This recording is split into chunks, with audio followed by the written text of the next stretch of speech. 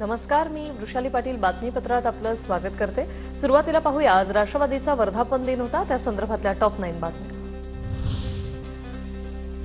एकट्याने निवडणुका लढायच्या की कोणाला सोबत घ्यायचं हे ठरवू, पक्षाच्या 26व्या वर्धापन दिनी शरद पवारांचं विधान। जिल्ह्यांमधील नेतृत्वाशी चर्चा करून भूमिका घेणार असंही स्पष्टीकरण। शरद पवारांनी नव्या चेहऱ्यांना संधी द्यावी, जयंत पाटलांकडून प्रदेशाध्यक्ष पदाच्या राजीनाम्याचे संकेत। वर्धापन दिनी केलेल्या जयंत पाटलांच्या विधानाची चर्चा। जयंत पाटलांनी पक्षाचं काम प्रामाणिकपणाने केलं, प्रमुख सहकाऱ्यांसोबत जयंत पाटलांशी संवाद साधणार, निवडणुकीनंतर नव्या नेतृत्वाचा विचार करू, शरद पवारांचं स्पष्टीकरण। आमदारकी व्यतिरिक्त सध्या माझ्याकडे कोणतंही पद नाही, रोहित पवारांचं सूचक विधान। पक्षातील संभाव्य खांदेपलटाच्या प्रश्नावर रोहित पवारांची प्रतिक्रिया।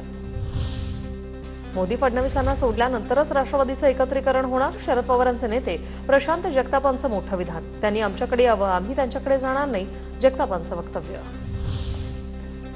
धीर धरा, काहींना खूप घाई लागलीय, आपल्या नेत्याला राजकारणातील सगळी गणितं माहिती आहेत, अजितदादांच्या सोबत चला म्हणणाऱ्या नेत्यांना निलेश लंकेंनी सुनावलं। आपली बाजू किती खरी असली तरी अन्याय होत असतो, सहन करायला शिका। राष्ट्रवादीच्या वर्धापन दिनी सुप्रिया सुळेंचा व्हॉट्सअप स्टेटस चर्चेत। संस्कार विसरू नका, सुळेंचा रोख नेमका कुणाकडे अशी चर्चा। राष्ट्रवादीची पुढची दिशा सुप्रिया सुळे ठरवतील, रोहित पवारांचं सूचक विधान। निर्णय घेण्याची जबाबदारी शरद पवारांनी सुप्रिया सुळेंना दिल्याचंही रोहित पवारांचं वक्तव्य।